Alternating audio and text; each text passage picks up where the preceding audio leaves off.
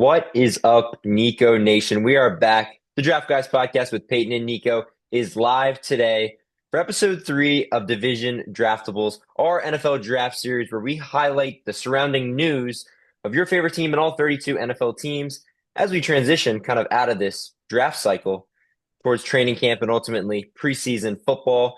I'm your host, Niko Chambers. Niko, the draft guy. You can call me alongside my co-host, Peyton. Peyton, how's it going?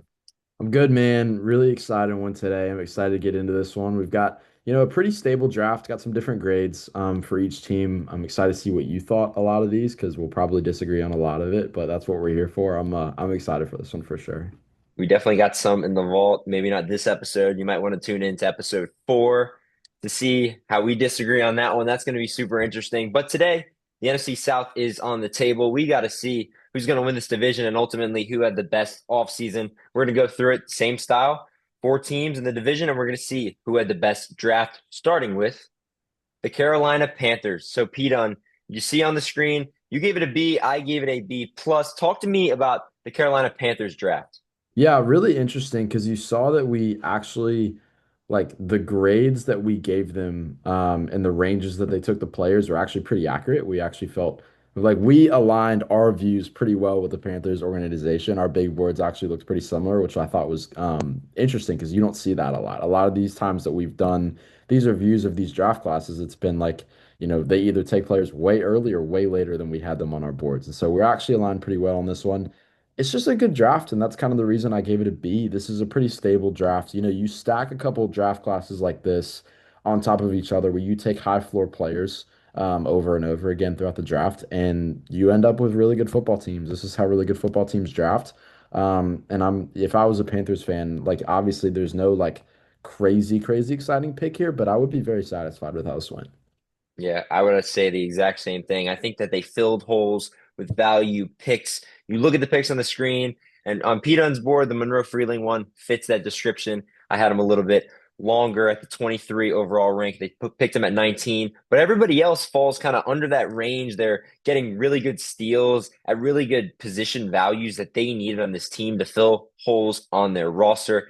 You can't really complain about that. A guy that I really, really like, we're going to talk about him soon. Zakee Wheatley going 151 in round 5. I had him at 82 on my board, but everybody else is pretty much ranked except for the last player that they took in round 7. It's going to be super interesting, but we're going to look here into the depth chart. Pete, and I have a few questions for you. So obviously they took Monroe Freeling in the first round there. What does this mean for their offensive line breakdown? Yeah, I think the expectation is that Aquanu will not be playing left tackle this upcoming season. I'm not sure where along the offensive line he's going to move. Maybe right tackle, maybe pushed inside, although they have their interior on pretty long-term contracts for the most part. So I'm not exactly sure where they're going to go.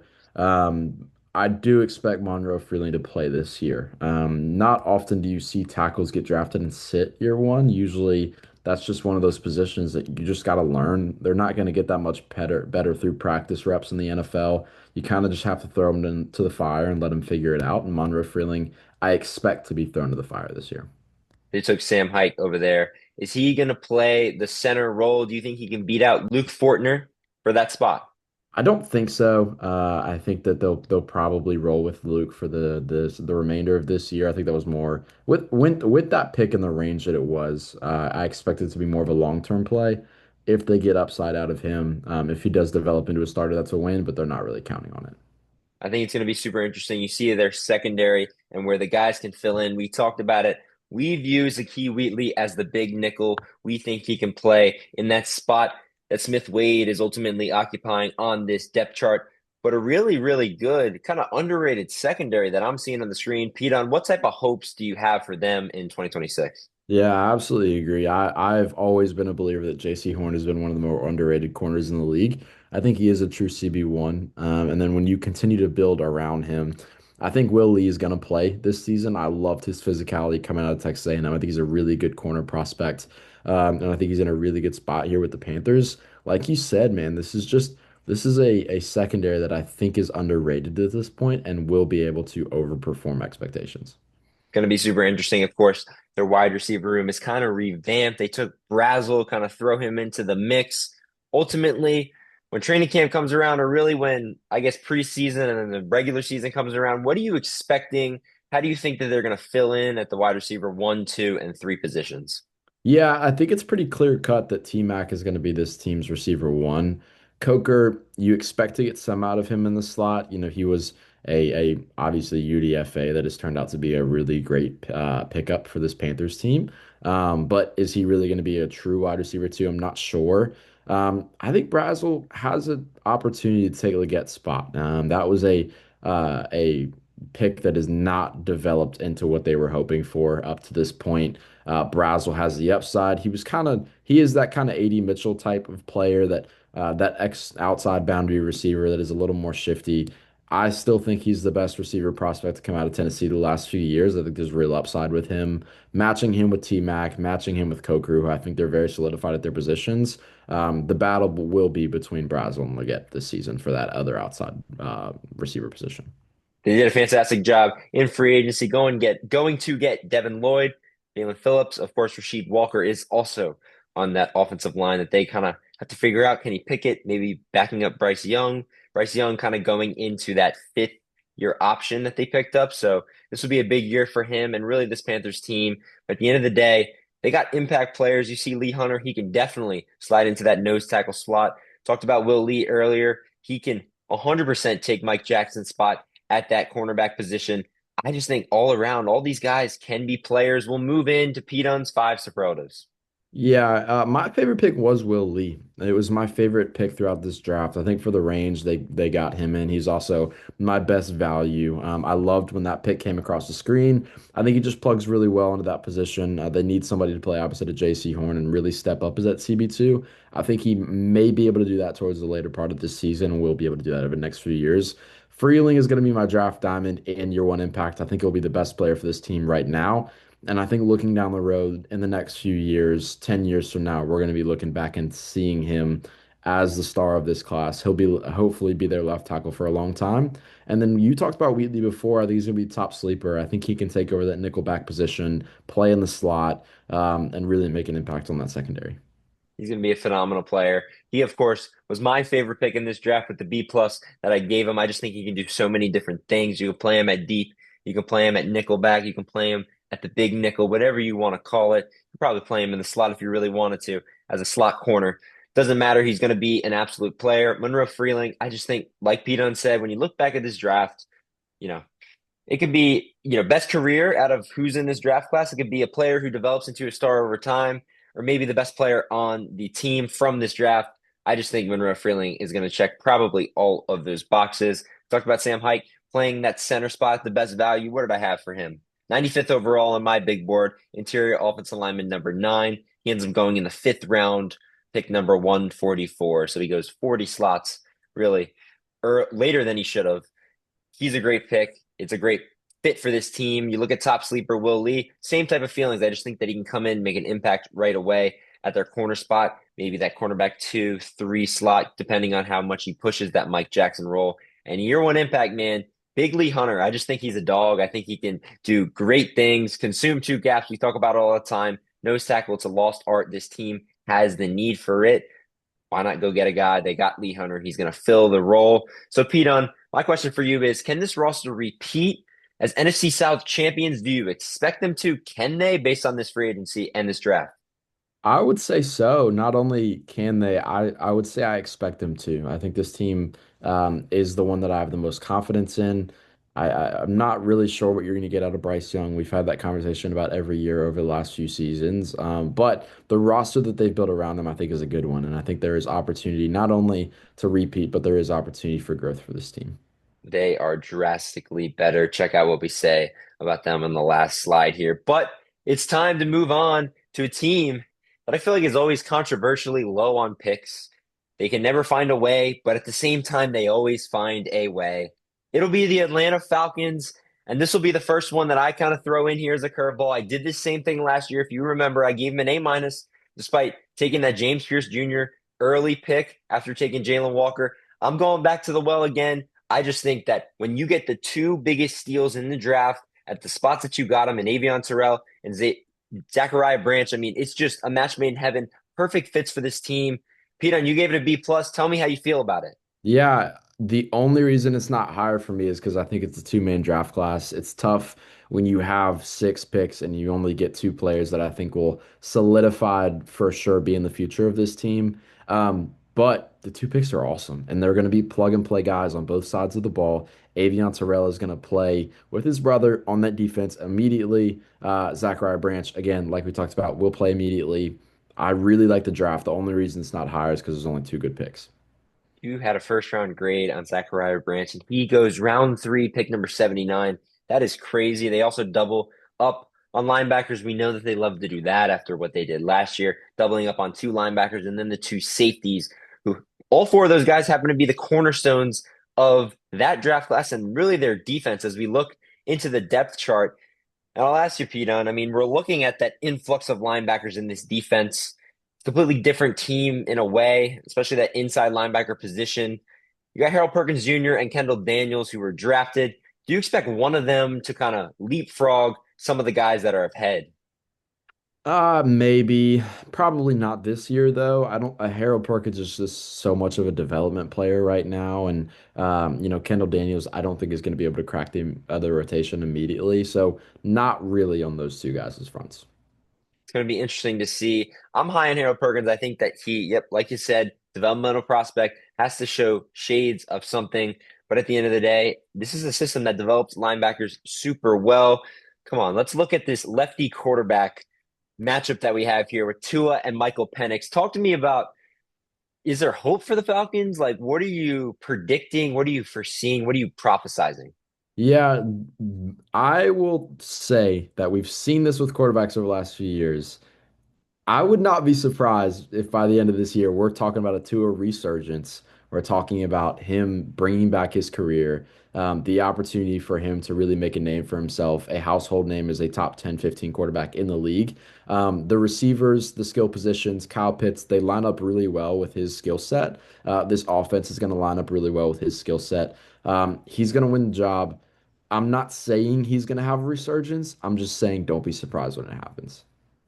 That's shocking. I don't think it's going to happen. I'm sorry. I think he's going to be a bottom 20 quarterback in the entire like league. So that means he could be in the 30, 40 range. I'm not expecting much. Hopefully Michael Penix can come back. I think that that's obviously option number one after their bold pick to take him eighth overall a few years ago. They're going to kind of have to try their best to get something out of him before somebody gets fired for that pick. Ultimately, we're looking at that wide receiver room. I do expect Zachariah Branch to slide into that slot position.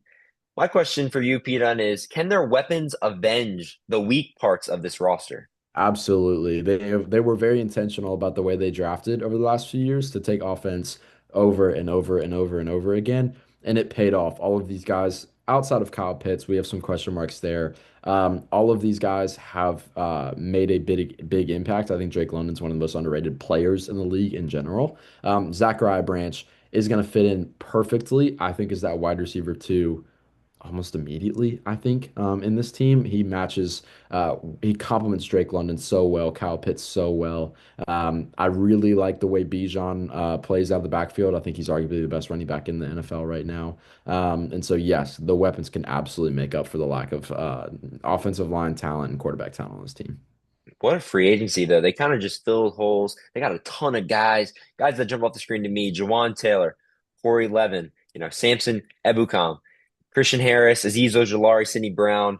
They're kind of moving around with what they had. They, of course, signed Tua, Brian Robinson. It's going to be super interesting. Obviously, they have two new receivers, Jahan Dotson and Omalade Zaccheaus coming back to the Falcons. We'll move to Pete Dunn's five.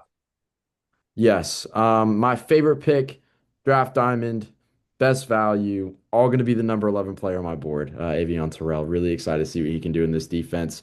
Honestly, like we talked about before, I think it's just a two-person draft class, which is why I struggle with it. Year one impact, Zachariah Branch. Those are the two guys for me. The reason I put Harold Perkins as a sleeper is because Avion Terrell and Zachariah Branch aren't sleepers for me, and so I had to put someone there. Harold Perkins, I think, has the upside out of anybody else down the board in this draft. So a few years down the line, could absolutely see him making an impact on this team. But the main two guys, Avion Terrell and Zachariah Branch, I think are going to be really good immediately.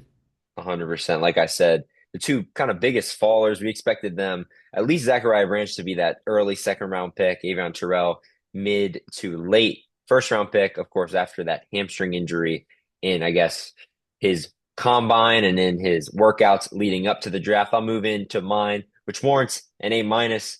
I'll go back to Harold Perkins, man.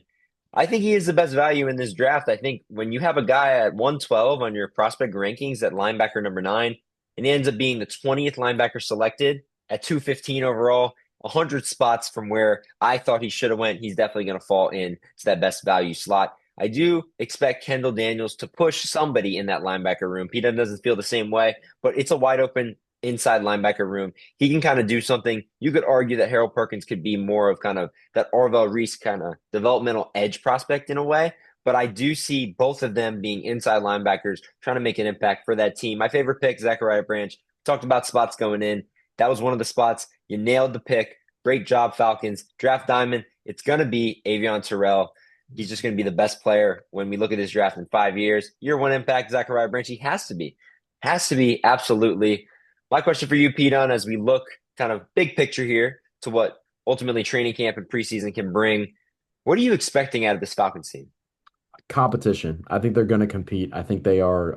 I think in the running, as are all four teams, which is what makes this division so interesting. But I actually think they have the highest upside out of any team in this division. I think with the quarterback play, you really hope one of those guys is going to be able to take a step either to a resurging to the point where he was before, or Michael Penix actually stepping into his own and playing the football we know he can play. I think the talents around him, the skill positions are incredible on this team. The defense has weapons and opportunities of guys that can increase their how do I say this skill level from where they've played over the last few years. I think this team has the highest upside, like I said, out of any team in the division, which makes them really interesting. Think you're looking at 10 wins or 4 wins. There's nothing in Yeah. between for this team.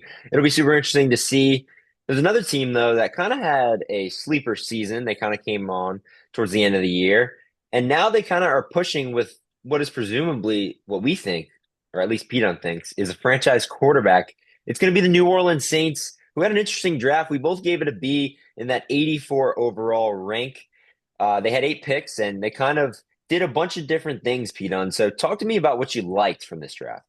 Yeah, I would say I like the players they took. I'm not exactly high on the positions that they took, however. I don't think they were the biggest positions of need, especially at the value they got them in. Jordan Tyson, both of us were kind of about the same opinions of him. I like the swing.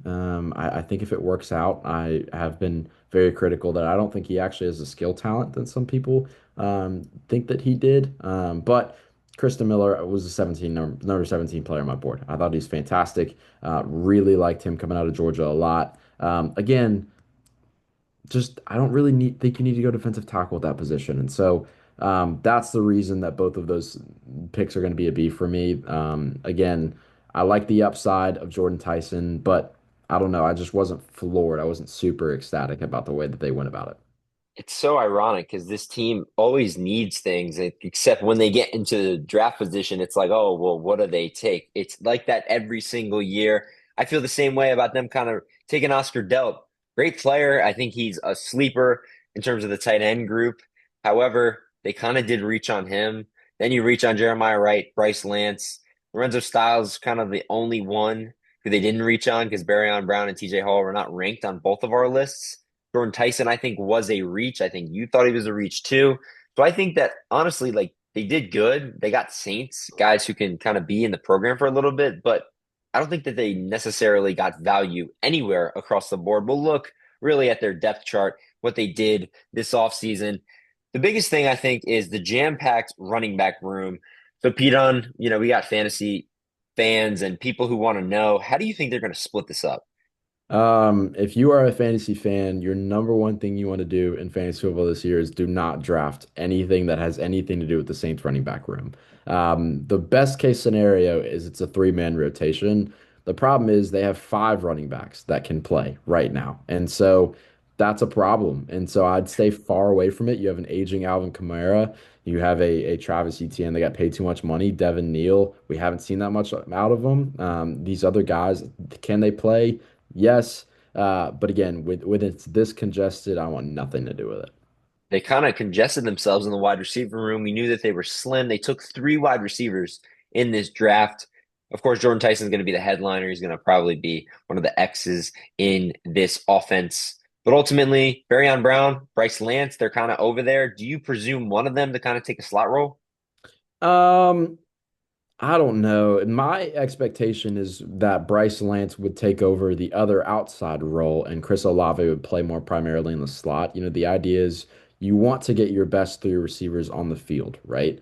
When Olave's on the outside, you have to play someone in the slot who isn't as good as Bryce Lance would be on the outside. I like Bryce Lance's skill set. I was really high on Christian Watson coming out a couple of years ago, not to scout the helmet from both North Dakota State receivers, but he does have a similar skill set.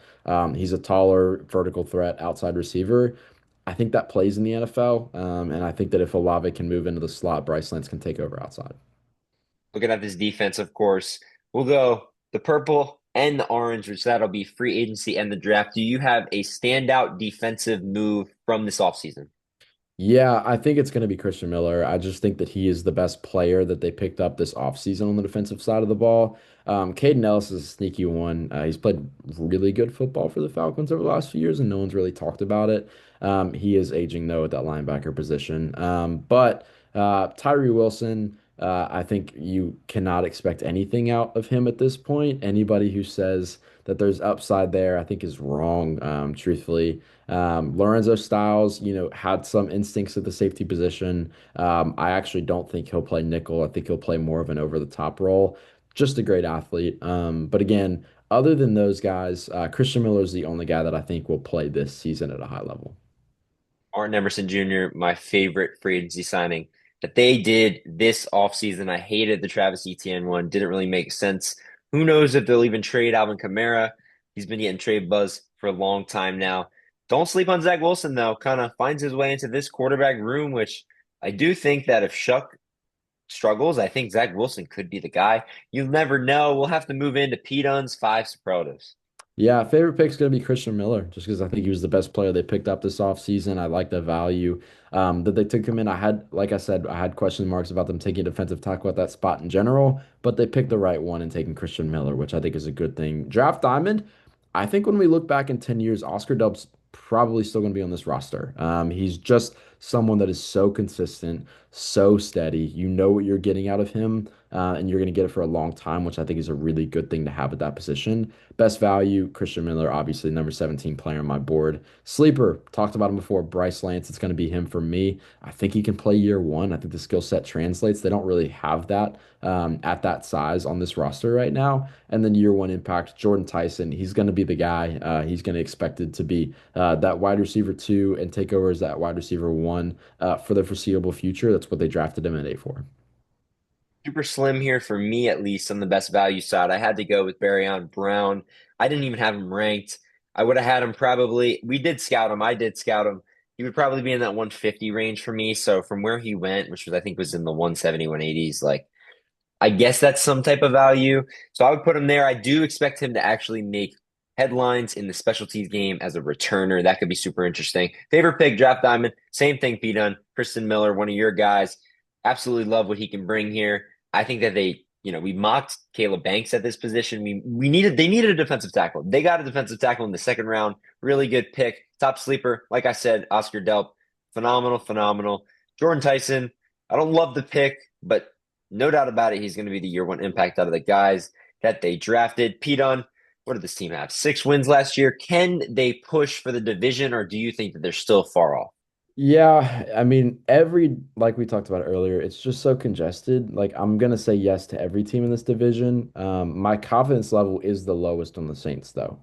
I think if I had to choose, and we'll talk about it later, I feel the least confident about them. The sophomore slump with Tyler Shuck, the lack of offensive continuity. I actually really like what they did on the offensive line side of the ball over the last few years.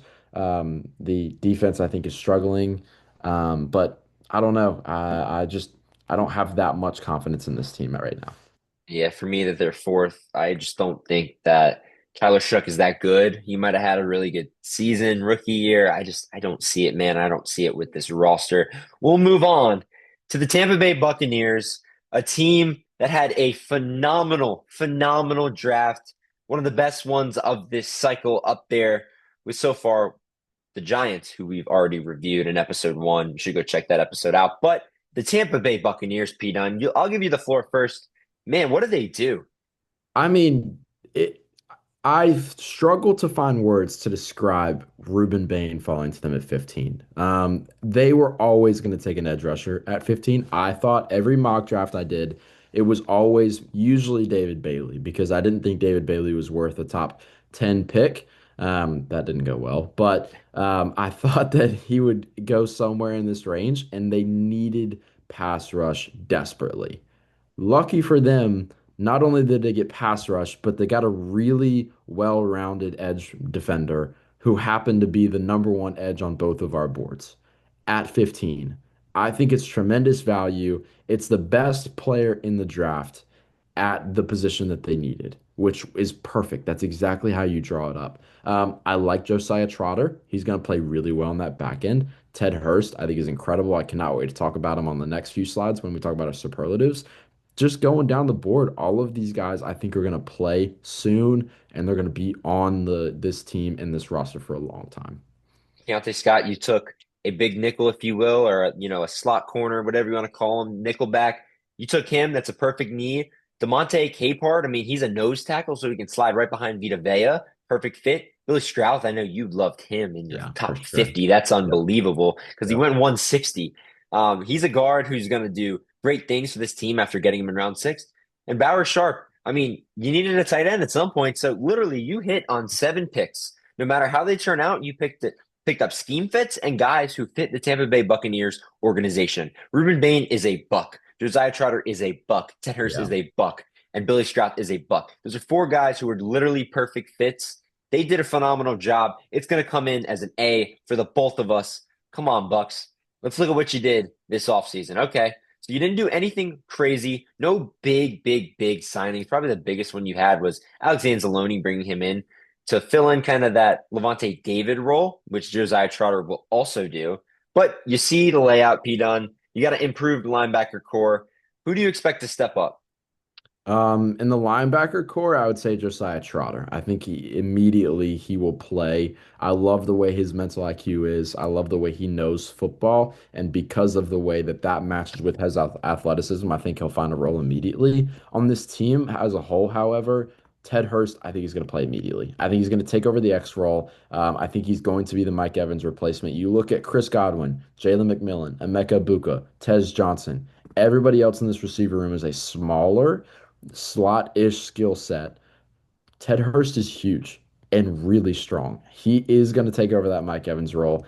I think at the end of this year, he's going to be a household name. I think they're going to know exactly how to use him. I mean, the sky is the ceiling for Ted Hurst. I'm so excited to see what he does. If you haven't seen it, go check out our reel on him. We love Ted Hurst. We think he's going to do great things. And we'll talk about a guy. I'll give Peter on the floor to talk about it. Billy Scrouth. You see him at the left guard position.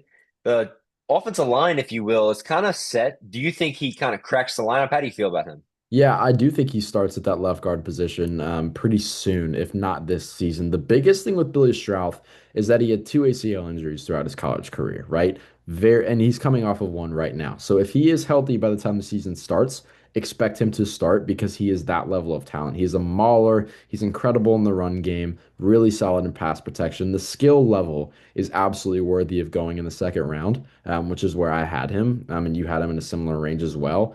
If he stays healthy, this will be a guy that'll be a really good guard for a long time. The biggest thing with him, like we said, he's just got to stay healthy. Need him to stay healthy. We'll move in to Beaton's five superlatives where he can talk about all those guys. Yep, favorite pick, Billy Strauss. Like I said, I could just say reiterate everything I just said, but I'm not going to for the lack of that would be boring. Draft Diamond's gonna be Ruben Bain. He's self-explanatory. Dude's a monster. Really, really good player that's gonna be really, really good for a long time. Also my best value, also my year one impact. Pretty self-explanatory. Ted Hurst, dude, I mean, I could talk about it again. I think he's gonna be awesome. I really do. We talked about fantasy earlier. Fantasy, pick up Ted Hurst in those later rounds. I absolutely think he's going to be someone that is going to get targets, a lot of touchdown touches. I mean, dude, I think the sky is the limit for him. Very, very interesting. A fantasy pickup in a wide receiver room that is pretty crowded, but we're going to trust Pete Dunn's judgment. I'll move into mine. I think, of course, my favorite pick is going to be Ruben Bain. I just think he's unbelievable. When he got dissed and went 15th overall, I think he put the entire league on notice, and they're going to see it. He should be up there in the Rookie of the Year odds for Defensive Rookie of the Year. Somebody's got to hammer it. I might just hammer it when those odds kind of get more solidified after training camp. But I do think that the draft diamond of this draft, I think there will be a guy that's better than him. It's going to be Josiah Trotter.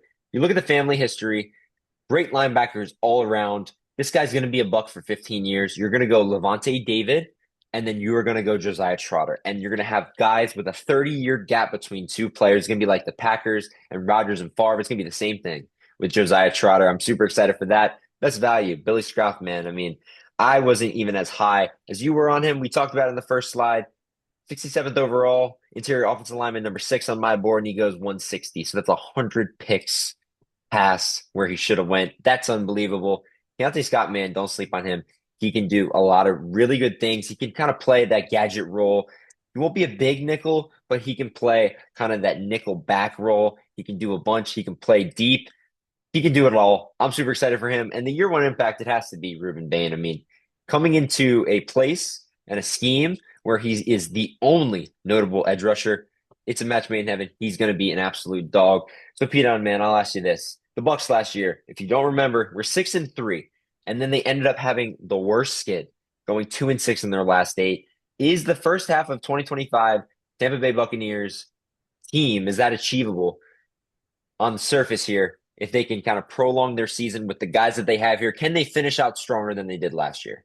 Well, the reason that skid happened was I don't want to fully blame it on Baker Mayfield, but it was about 80% Blake Baker Mayfield. And so the big question mark is, can he play well enough, get the ball to these playmakers? Is Bucky Irvin going to be healthy? That's a big thing. Emeka Buka also, when Baker stopped playing as good, his production went down as well. Remember the first few weeks of the season, he was incredible. And we were talking about how in the world this dude goes so late. And then he really cooled off. So there's a lot of ebbs and flows that happened with this team last year. A lot of it dials back to Baker Mayfield, so he's my biggest question mark. Phenomenal, phenomenal draft. One of the best, if not the best, when we look back at it. We'll have those ranks out for you very soon once we finish, of course, the series. But we'll move in to the final segment here, all season winners and losers of the NFC South, and then the win totals. So, Pete, I'll give you the floor. Give me an off-season winner. Yeah, it's got to be the Bucks, man. Best draft we've done so far on this series. I think that they did some really good stuff in free agency as well. Just, a subtle free agency, but added some things. I'm glad they didn't bring back Mike Evans, which I think plays into this. And so I think they would very clearly be my winner. I'm going to go loser as the Saints. When you look at kind of what everybody did in a way, when you have an A-minus draft on my board for the Falcons, I can't really put them in that category. I think they did a pretty good job in free agency. When you have such a good free agency as that Panthers team did, plus a B+ grade, I think that Panthers can't be on that list. Of course, the Bucks after an A and the phenomenal free agency that they had, they're not going to be on the list. I'm going to go Saints here. Pete, how do you feel about that? Um, hmm. Interesting. I think we saw it pretty similarly. So I'm not gonna argue with you there. Yeah, I think they did some good stuff. I think there was room for improvement with the Saints. I wish I would have done more in free agency, but yeah, I could see how you got there. Interesting. All right. Well, we'll move into the win totals here. Weird, weird, weird win totals. Everybody's kind of on that same level field. You got 8.5 here for the Bucks, and then the rest are 7.5. We'll start with the Bucks, Pete. You going over or under 8.5? I'm taking the under. I think that again, I'm not trusting Baker. I don't think he's going to be able. I think with what we've seen of him, he is just too up and down. And this team, you don't have a Mike Evans to bail you out anymore. You have a much more consolidated play within a system Baker Mayfield that they're going to ask of him. And I'm not sure whether he's going to be able to do Wow, he just glazed the entire Bucks just to let you know that they're going under. Crazy. I'm that. gonna go over with them. I just think 8.5. Like they're probably gonna have 9 wins. They're not gonna be much over. I will say that it'll be a grind like it is every year in the NFC South. But I will go slightly over. I could see a sneaky 10-win season. I could also see an 8-win season. But I think the protection is better at that 9 and 10 win slot. So I'll go over. Panthers are on the board here at 7.5. Pete, how do we feel? I'm taking the over. I think this team is going to be over. I think they're going to win the division. I think I've liked what I've seen of Bryce Young just slowly getting better season by season. I like the additions they made to the receiver room. I really like what they did on the offensive line. I think Monroe Freeling is going to have success immediately, and that defense is going to do its job. Bryce Young, man, they should have signed him for something a little bit less. Obviously, they picked up the option. They didn't sign him. I would have signed him for something super small. I feel like he would have taken it, and he really has no choice because I think he's going to have a killer year this year. He's going to resurge his career in a way, and they're going to have to pay him a lot more money than they ultimately would have had to if they gave him something small. I'm going over as well. We'll go to that Saints team. 7.5 is the line. This is a weird one, Pete. How do you feel? Terrible. Like again, we've talked about betting before. I would say far away from this because I really think it's either going to be 7 or 8. I don't really see that many outcomes other than that. And so I don't want to touch it. If I had to touch it, I'm going to take the under. I think it'd be 7 wins. But yeah, I don't know. I would say far away from that line. Yeah, man, I had written on my paper over, but thinking about this draft, thinking about everything that happened, I just can't do it. I'm gonna go under, change last minute. We'll move on to the Falcons team at 7.5. This is a tricky one. Yeah, I'm taking the over. I think I'm just gonna bet on Tua. I don't really know how I talked myself into this, but I'm a Tua fanboy now. I think that he's gonna restart his career, just do his job in this offense, in this Stefanski offense. That's what they're gonna ask him to do. I think he's more of a game manager than Michael Penix is, which is gonna fit what they're looking for. He has plenty of weapons. You've got Bijan, you've got London, you've got Pitts, you've got Branch. Just get the ball to him. He's really accurate, and he can do what Stefanski tells him to. I think they're gonna go over this. This is the year where Bijan is a top 2 running back. Drake London is a top 10 wide receiver. We thank you guys so much for tuning in.